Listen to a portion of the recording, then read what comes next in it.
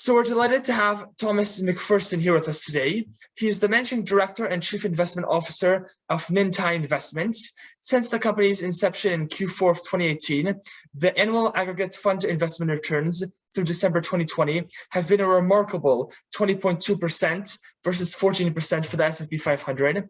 Before establishing Itai Investments, he was an investment manager at Dorfman Value Investments in Boston. From 2001 to 2015, he was Managing Director of Itai Parnes, a healthcare-centric consulting firm that worked with corporate boards and C-suite members on corporate strategy, the future of healthcare informatics, and mergers and acquisitions. He managed an internal investment portfolio and the Itai Charitable Trust with over $55 million in assets under management. He's a former board member of the Robert F. Kennedy Center for Human Rights and Justice, now RFK Human Rights, the Macpherson Technology Board, and the Hayashi Trust. He currently serves on the Harvard University Medical School Advisory Board, where he chairs the Informatics Committee. He is a graduate of Harvard University with a bachelor's in government and a master's in management and operations. Thank you for joining us today, Thomas Macpherson. Thank you for having me. It's a pleasure. Excellent. Great. Thanks so much. So how about we just begin by you discussing your investment philosophy and Itai's investment framework? Well, when I first started investing, I probably had a journey similar to Warren Buffett in that initially my thoughts were that you would find cheap companies, find them undervalued, invest in them, and eventually they'd kind of reach some type of fair value and you could sell. Over time, I began to learn that running a business is very similar to investing. And so you don't want to run a company that's adequate, poor financials, not doing very well. So you wouldn't want to invest in one either from my standpoint. So kind of I made that journey just like Buffett did of lower quality to, I guess what some people would consider very high quality now. We focus on generally small to mid caps. They have return on invested capital, equity, and assets all over 15% over a 10-year period. We look for little to no debt. We look for a wide margin of safety, not necessarily as wide as we want, particularly in today's market. Obviously, the prices are a little stretched. A good-sized moat and a management team that knows really how to allocate capital. The one thing I learned running a business in the very beginning, I had a board member highlight to me that as a manager, my only job was to allocate capital. And that was kind of a mind-blowing experience for me. One is that I didn't really understand what the concept of capital was. I mean, I was struggling to grow a business, so I was all about trying to find revenue.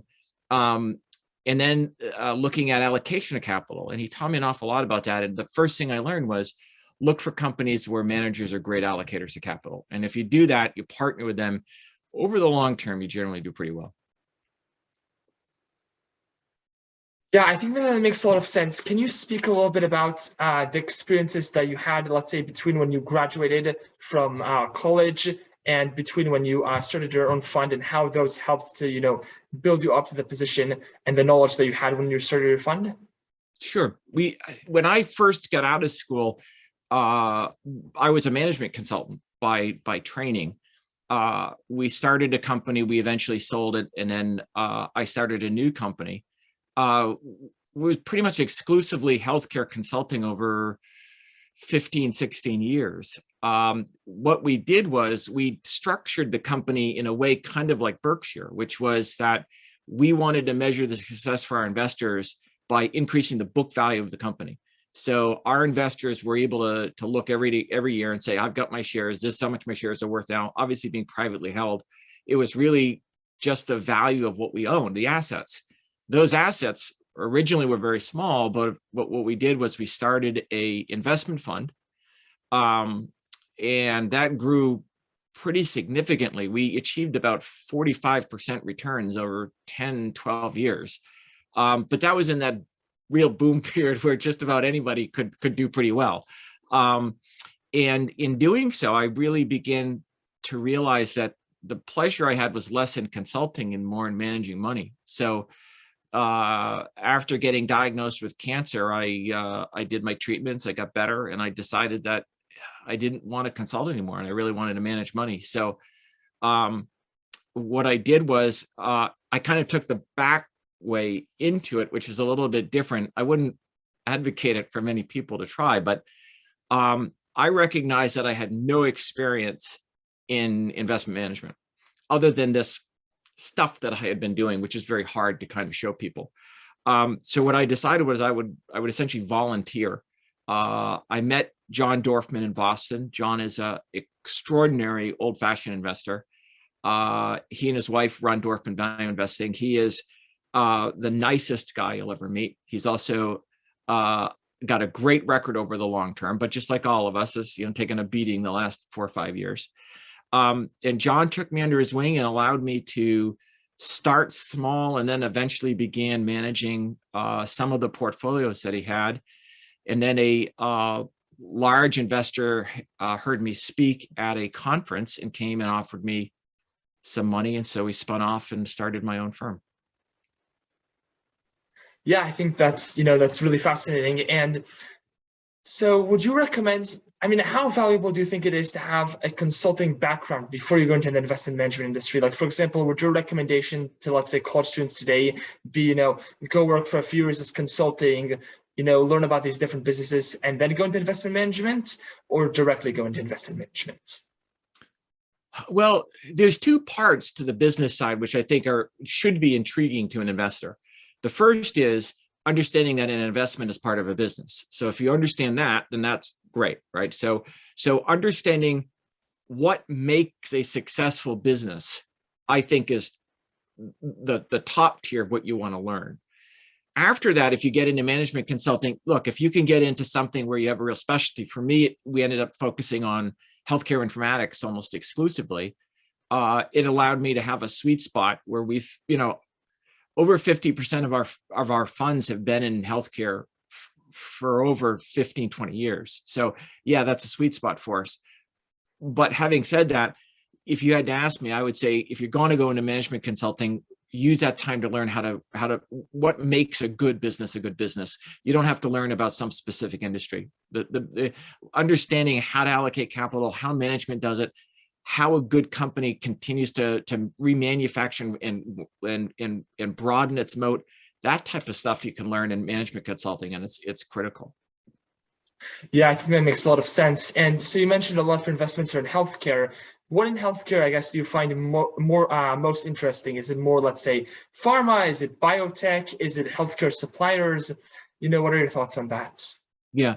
So my background was in healthcare informatics, which is taking information, whether it be anywhere from the pharmaceutical side, even the manufacturing side, all the way to the point of care with hospitals, managed care, things like that. That allowed me to understand the power of data and the power of informatics. So what we immediately started looking for were companies that have platforms that are underlying in these companies, that these companies, once they're installed, it's pretty hard to get out. So you can do anything from, say, a electronic health record system. If you ever tried to install one of those in a hospital system, you'll know that you don't take it out once you get it in there. So that's like one type of business. Viva is something that we've owned for a long time in our model, which is that they started out essentially just managing data for sales forces and pharmaceuticals. And they've now built this enormous platform that it covers just about everything in life sciences. And now they're going out into adjacencies where they've got another 15, 20 years of large growth. So from our perspective, it's less silos that we have an interest in healthcare and more of platforms across horizontally that we're interested in. And what are some things that you're finding interesting outside of healthcare?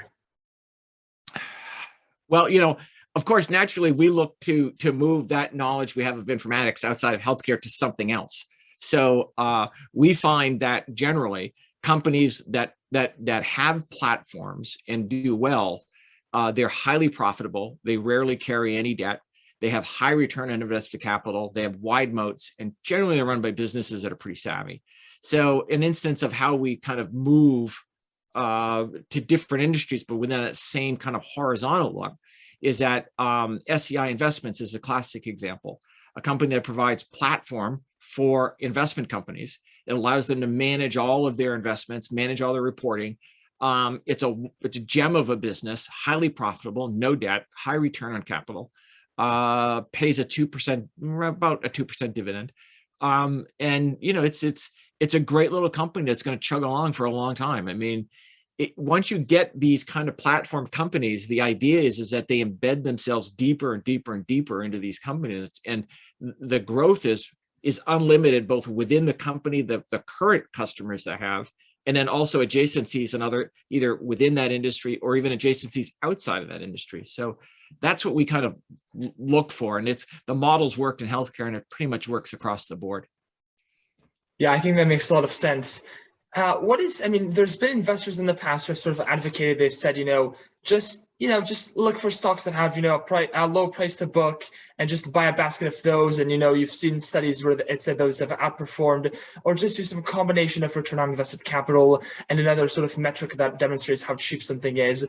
What's your pushback to that? Why do you think just that analysis of just those, what is your pushback to, more of a moat approach, let's say? Yeah.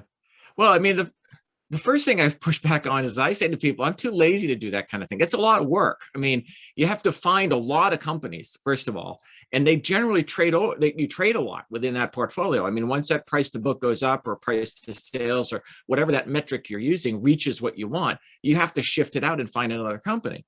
And that's a lot of work. And I've always told people, I would rather partner with managers and let them do all the heavy lifting. I mean, they're bright people. They're brighter than I am. And if you can find a great business, you don't have to trade.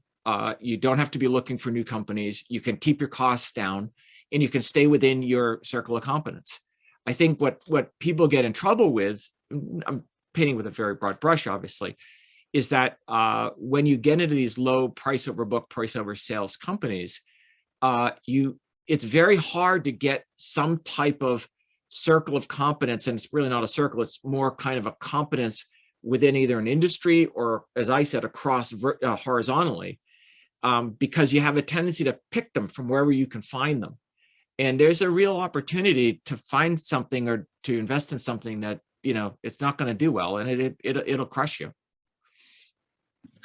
Yeah, I think that makes a lot of sense. And talk a little bit about your fee structure. I think it's actually really unique, and it's quite honorable, and it's an interesting way where you align the incentives. Yeah, well, I should say that was our previous company, so I can't say that works that way now. Our fee structure now is that we charge what I think is it's a lower 0.75% of AUM, but the model before, the way that worked was that we had tried to align our goals as a company with our customers and our shareholders. And, it's probably for another hour-long conversation and that we can have at some point. It worked well, but it was a lot of work. And once you get into financial services and investment management, that type of stuff is a lot harder from a regulatory standpoint. So, it wouldn't work for us. I think maybe it might later on, but for now it's really not something that we're going to do. That makes sense. And speak a little bit about maybe how useful do you find screeners, both screeners that are quantitative, but also screeners where, let's say, they're keyword screeners that you can search through filings? Yeah. Probably the best screener that we know of, and that you're aware, we talked about it earlier, is the Guru Focus all-in-one screener. I mean, that's a great tool to use. The criteria that we have at Itai for investments, those kind of tools aren't real helpful to us. If you put in all the numbers the criteria that we look for, it generates about 175 countries around the world. So, there's not a lot out there that we're looking for, that we can find. They're all on a watch list already. We generally know who they are to begin with. We've been watching them for years. We trade so little that there's not a lot of need for that type of thing. But yes, we still run them once a year to see if maybe we've missed something. But I do suggest, if people want to set criteria to how you want to invest, like, what is the structure in your head that makes you comfortable, and you can go to bed at night and say, I'm invested in companies that are great. or whatever, and I'm very happy and I don't have to worry about anything, then screens I think are great. They're wonderful to allow you to do that. Yeah, I think that makes a lot of sense. And so you've spoken a little bit about your holding period and your long-term horizon. What is your typical holding period for an investment, and what is your typical portfolio turnover? Well, I mean, obviously we're only 3.5 years into the business, so I mean, it's not where we would normally be. Taking into account Itai Partners and the investments we had before, our turnover was 5%, and when we closed the company down, it had been about 16 years, and of the 20 stocks that in there, I think 16 had been held almost from the beginning. So it gives you an idea that we don't really trade very much. It's a little bit different now. I think our turnover is higher, but that's mostly being driven by the fact that we've had a lot of money come in, and obviously that drives turnover to whole different reasons. But we've had inordinate amount of companies acquired, so that's turnover that you don't expect and you don't plan for, but it happens. I generally don't like that because like I said, I'm lazy. I found the company. I don't have to go find another one now. But given our druthers, it would be, we're a very focused portfolio, generally no more than 20 to 25 companies. So we look for, maybe if we find one a year, that's a bonus. And how do you think about position sizing as well? Generally, the way we look at it is that they're pretty much the same in terms of 5% if you're having 20 companies, but there are some that will get larger through growth, and we're okay letting those run. There are some that are smaller just by the very nature of the company. So we own a couple companies that are micro caps, and it's hard to get a position of $500,000, $1 million. It's just you're talking about 90 trading days worth of trading to acquire your size. So but in general, the companies that are the best are larger positions solely because they've done better and they've been in the portfolio longer. And then there are some that are much smaller. I hate to say it, there's one at least in the portfolio now that is smaller because it has performed in the most horrible way that I've ever had in my investing career. So that is a very small position right now. But in general, it's 5 to 8% around it. That makes a lot of sense. Can you speak about some of the challenges of starting a fund and raising that initial capital? Well, it depends on how you want to do this. I mean, I think a lot of people, they're at a fund and they start out as as an analyst, and then they move up to a fund, and then eventually they decide that their clients are willing to leave with them, and they start a fund. That's one way of doing it. My way was somewhat like that, but a little bit different in that I had a very large client say, I'll give you more than enough money to start on your own, and then we'll grow from there. And I might get 3 or 4 other clients. The challenge, of course, always is finding the investments. I mean, if you don't have a track record, it's pretty hard to go out and say to people, give me money that I have total control over, and you have no way of understanding or knowing how well I'm going to do. That's a pretty tough sell. That's tough. Now, I think if you have a track record, like we had somewhat of a track record at Itai Partners, but it wasn't audited. But it was enough that I was able to work with John, and then I had 2 or 3 years with John Dorfman, and then you kind of build on to each of these as you go along. Then you'll do okay. But the biggest thing is have a good track record. If you have a good track record, that pretty much solves all of your capital problems and everything else. The other thing is people get greedy. They get real greedy in this space, and I don't think that's not a positive thing. Charge a good rate, and you're going to do just fine. It's the people that, you start hearing about, 1.5%, 2%, 2.5%, the 220 models, any of those. You're not going to be able to beat the markets with that. It's just not realistic. And the only person that pays is the investor. So I always tell people, if you're going to start out, expect to, not be down at the Ritz-Carlton enjoying yourself, going to all these conferences, having a ball. Keep your nose to the grindstone, do well for these clients, charge them as little as you can, and they will reward you over time. Yeah, I think that makes a lot of sense. And can you speak a little bit about the Breaking the Case article you wrote? I thought that was really interesting. Yes, I'm actually writing an article about that, about how it failed. But we can get into that later. But one of the things that I've often found is that you can kind of get blinded, and it's through cognitive biases, it's through a bunch of different things, where it becomes impossible to create a way in which your investment would be completely impaired. Your mind just is incapable of creating that scenario. You don't want to even think about that. It's a horrible scenario. So what we did from the very beginning in the get-go was we designed this thing, and it's called Breaking the Case, where we try to figure out what would be necessary to have the valuation of the company drop by 25, 50, 75, and even 100%. And, you can do that in multiple ways. Interest rates can go up. So therefore, the cost of capital goes sky high.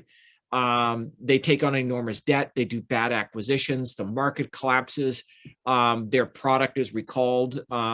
It can be a host of different things. So we try to build all of those in and say, do we understand it well enough that it's not that we're pretty comfortable the case can't be broken?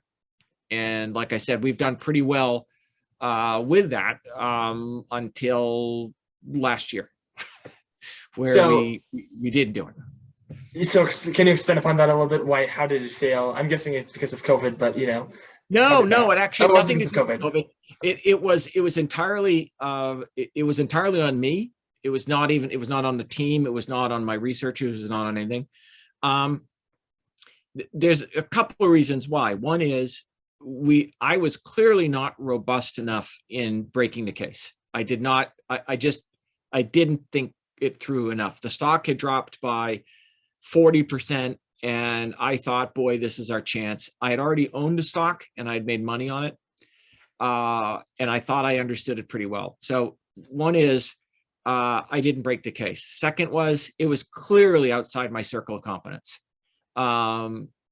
I had invested in it before, but when I really think about it, when I really went back to think about it, it was really probably more luck than anything else that I made money.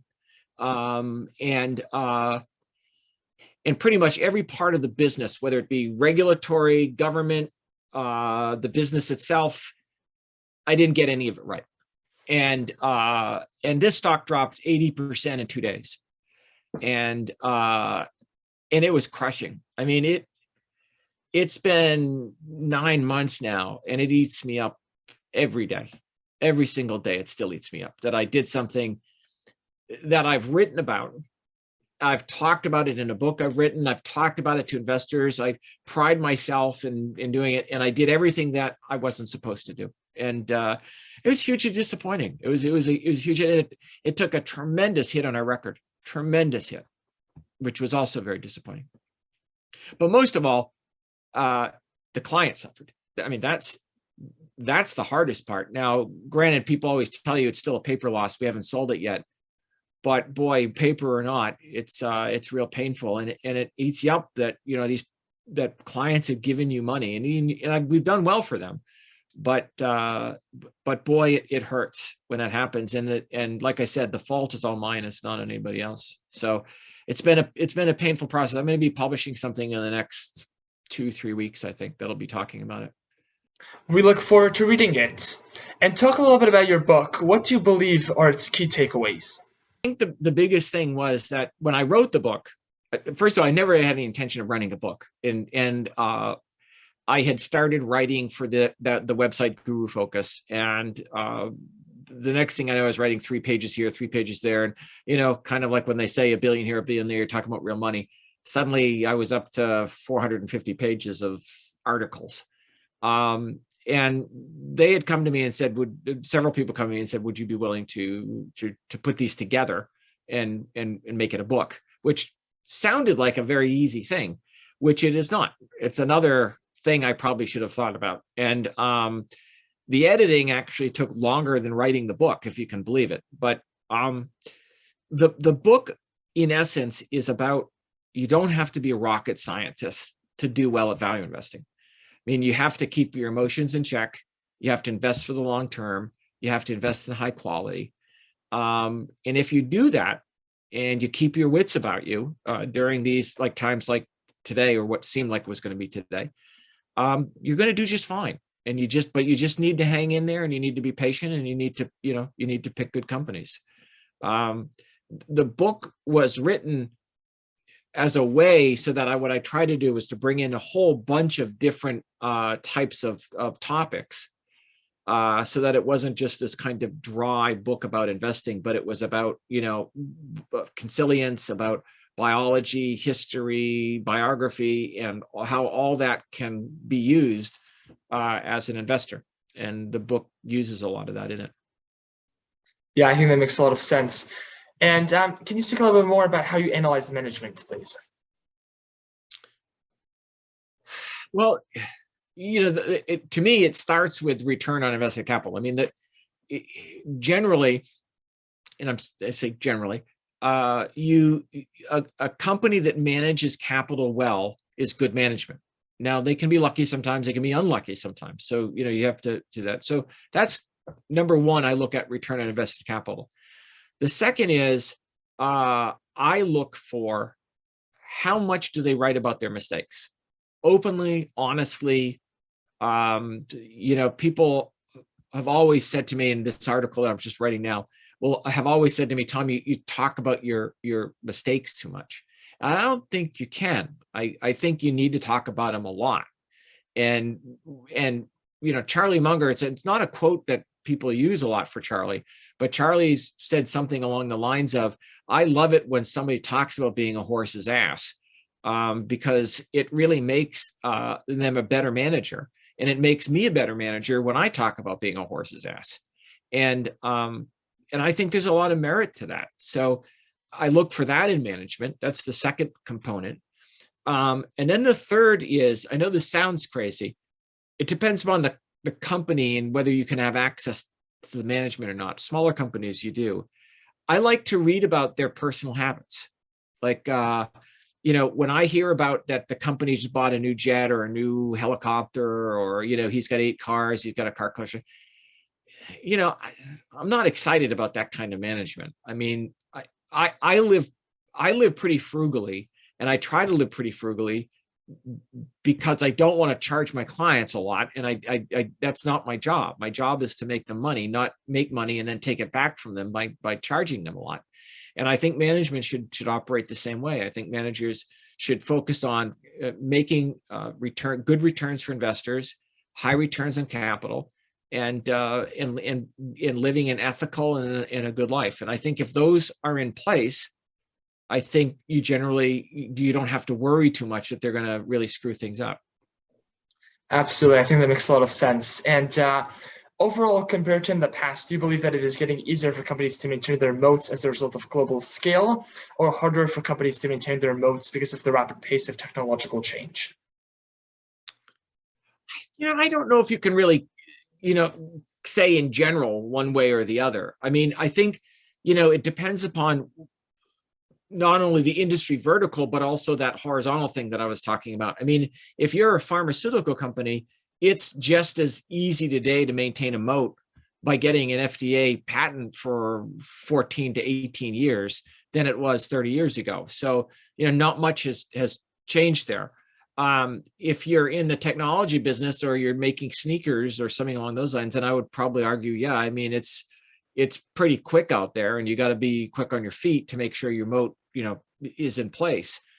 That's why I have a tendency, I don't invest in companies that I believe are going to need to worry about that. I mean, if you look at the companies we're interested in, whether it be investment management companies. They've always said, don't invest in the funds, invest in the management company. I mean, that's still, I think, a relatively valid thing.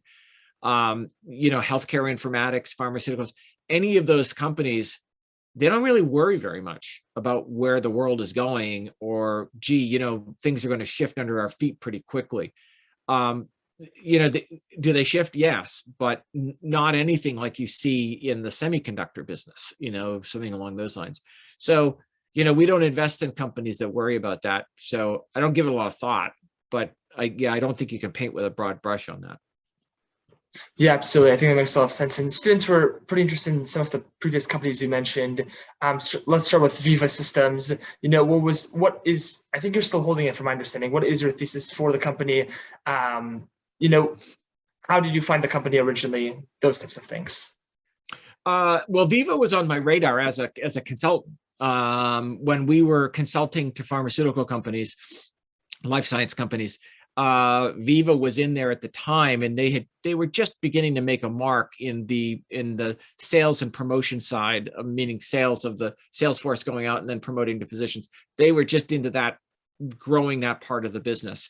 And they had kind of their ups and downs and some foibles, but overall, watching it was pretty good. By the time I left consulting, they were already on their way to being a giant. And what they were doing was, they had gone from working on the sales side and promotion side of pharmaceuticals to now they're involved in research and development, manufacturing, legal. I mean, they're in just about every component of life sciences at this point. And they're beginning to look at adjacent industry verticals that are similar to that. Consumer marketing, consumer goods companies, where they manufacture, they have to worry about, all the same kind of issues. And they've had is it as fast as we would want? No, but the company's growing at 25% a year, every year. So that's a company where it's exactly what we look for. And it'll be probably, hopefully, the one company that makes our record over the next 20 years, because it's a company that, is it going to grow 20% every year? No, but it's going to grow 5-10% after slowing down. It has no debt. It has an outstanding management team that knows exactly where they want to go with it. High returns in every way, the strongest financials, and the growth is great. And so this is a company that I pump it wherever I go, because I really think it's going to be a wonderful business 20 years from now as it is now. Yeah, absolutely. That makes a lot of sense. And the same types of questions for SEI investments. Yeah. So, SEI is not in that same kind of growth trajectory that Viva is. But what we love about it is that overall, when you think about it, the investment management business is always growing. It may kind of go down a little bit. You have some tough years, but that trajectory it's going to always keep growing. It's like what Warren Buffett says: if you make a bet against American financial interests, you're probably going to lose on that. Now, not as certain as we used to be about that, but it's a pretty good place. So when you have that, these guys play in that space. This is what they do. They work with all the investment management companies.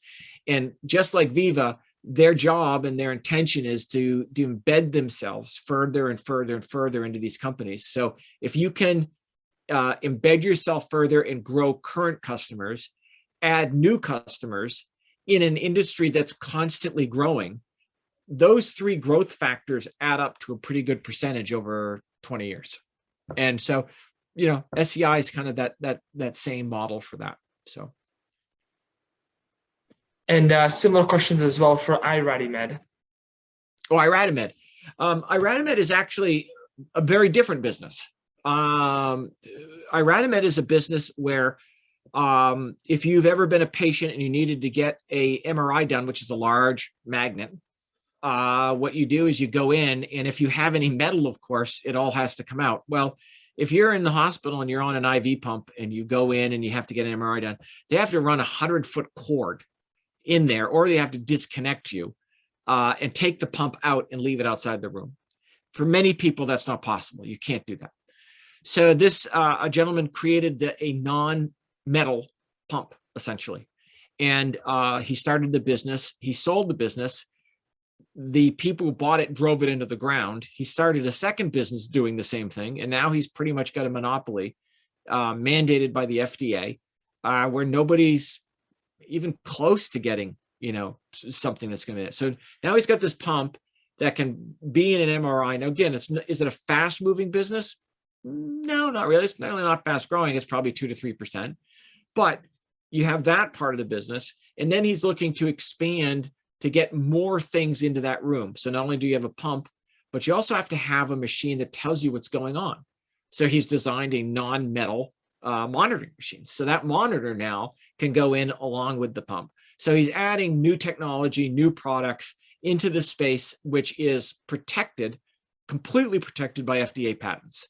So, has it been as great, as like one of these tech companies? No. And will it be kind of bumpy? Yeah, absolutely. There's good years and there's bad years, but overall, I think the company's it's going to do great. And again, if you look at international markets, if you look at hospitals, hospitals will be growing over time. No, they don't grow that fast, but as population grows, we need more hospitals. So hence more machines.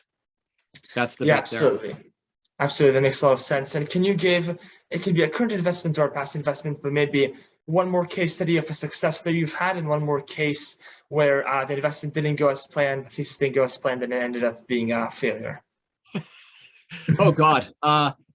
Well, the best investments to me, and there's been many of them, but the best ones to me are smaller companies that we invest in that go on to do well, and they grow by 10, 12x, and that's a great business for us. And we've had some of those. Manhattan Associates is another one of those. Again, a platform company. It's in supply chain, but they are masters at this platform running supply chains. Now, right now, you would argue, boy, we need them more than ever when you read about supply chains right now. I mean, supply chains are in a disaster. So, this is a company that was pretty small when we first acquired it in 2004, 2005, and we own it now. And there was a gap there where we didn't own it when we got out of first company and into the second one. But that's an example of, just hold on, don't do anything. Another one was FactSet Research Systems. Again, another platform. FactSet, along with Bloomberg, really have a duopoly on investment management reporting systems. So anytime you look for stock prices or anything along these lines, you either go to your Bloomberg terminal or you get information from FactSet. And those are your two choices. We bought FactSet early. We made a ton of money on that. We sold out. We shouldn't have sold. I know some people wrote about how smart we were, but we weren't. So that didn't work. One that didn't work was where you would think we would have been good at. It was a consulting company where you think we would have some expertise in this. And it was called Corporate Executive Board. Now, this was back in the mid 2000s, and companies would go to them and they would acquire, information. They would hire them essentially to be their source for information. What we learned in 2007, 2008 was that when the credit crashed and most companies didn't have oxygen, they didn't pay for things they didn't absolutely need. And Corporate Executive Board was not on that list. And so it was a disaster. I mean, we lost 35, 40%, I think, in the position. It wasn't great. But it was one that single-handedly changed our entire outlook and created the breaking the case model and everything else. It was a great learning experience.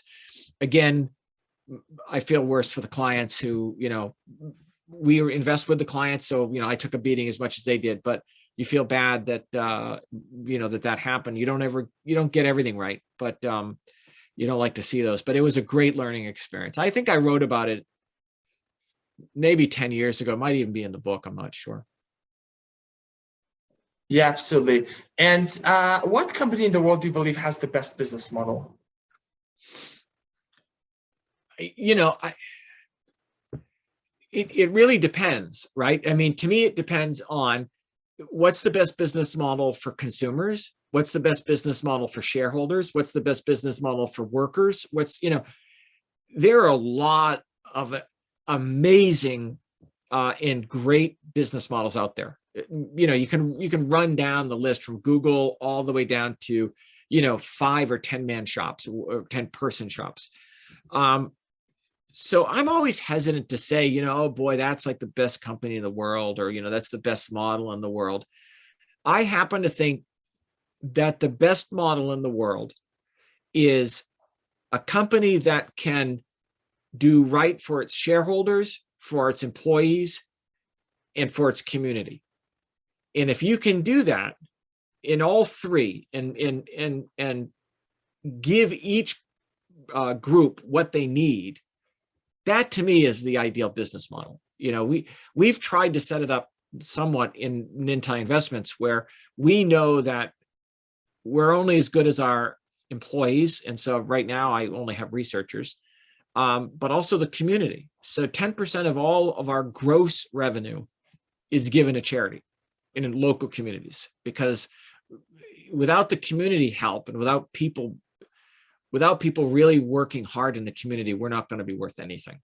So I think that that's probably the best business model. If you had to ask me who does that, I'm not the person to ask, but it's a tough thing to thread the needle on that, to hit all three of them. Yeah. Yeah, I think that makes a lot of sense. And how important do you think an MBA or a CFA is in the investment management industry, especially if it's in regards to value investing? I don't think anybody's going to be happy with me in the MBA business. You know what I mean? I found that my business learnings might be 5% of what I needed to, and that was both to be as an investor and as a business owner. I don't think they do a very good job getting you to where you need to be with functional knowledge. Now it's gotten better. I'm not trying to make, say that they all suck, but they don't. But I think it's certainly gotten better. And there are some programs out there. I know Tuck is only, 25 miles from me, but they do a very good job, getting people involved and, really helping people understand what's important in business. How important it is, I think, is up to you when you're the student. So if you spend the time in your MBA program learning about, return on capital, or learning about what kind of business you want to run or you want to invest in, or if you use your time wisely, I think it can be very helpful. But I don't think that a lot of people do that. I mean, I think a lot of people think of it as, how do I get to Wall Street and how do I get to make as much money as I can? And again, I'm painting with a very broad brush. But I do think that process needs to be revised. I actually, for a time, wouldn't hire somebody with an MBA. And looking back now, I think that was egotistical and rude, to be honest with you. But the essence of why I didn't, I think, still stands. So what I try to do now is to make sure when we interview or we talk to people, that we understand exactly where they're coming from and where their knowledge base is. So. And how many analysts do you have today?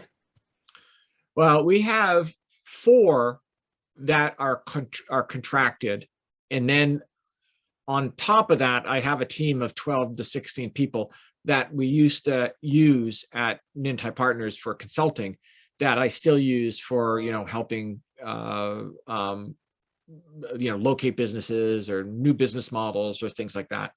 But pretty much the shop is me. I mean, but like I said, we spend 400 to 600 hours per possible investment. So it's a lot of time.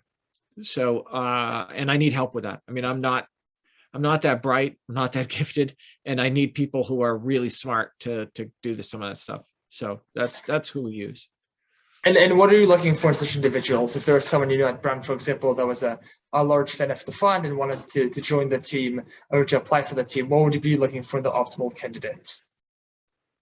There's one thing that I insist on, and that is that they have to have intellectual curiosity. I mean, they have to have a passion for learning. And I don't mean, kind of this, stuff that you hear about, I have a passion for that. I'm talking about, they stay up until 2:00 in the morning reading, some kind of goddamn report about, making toffee in China, and they find that interesting. And that's, if you're going to be successful, you need people like that. And they're out there. There's no doubt. I mean, I've met amazing people out there. So that's been really, really wonderful. So that's one thing I look for. The other issue is that they have to be quick thinking. You really have to be quick on your feet. And I used to think that, like a human computer, they'd grind it out and they'd eventually get there. But to be honest with you, you just need people that can process things really quickly. And it's usually either finances or, something along those lines. The third thing that they need to do is they have to be able to see things that integrate that other people don't see. And because that's what makes us successful as investors, finding companies that do that, bringing things together that you would think, good Lord, I never even would have thought of that.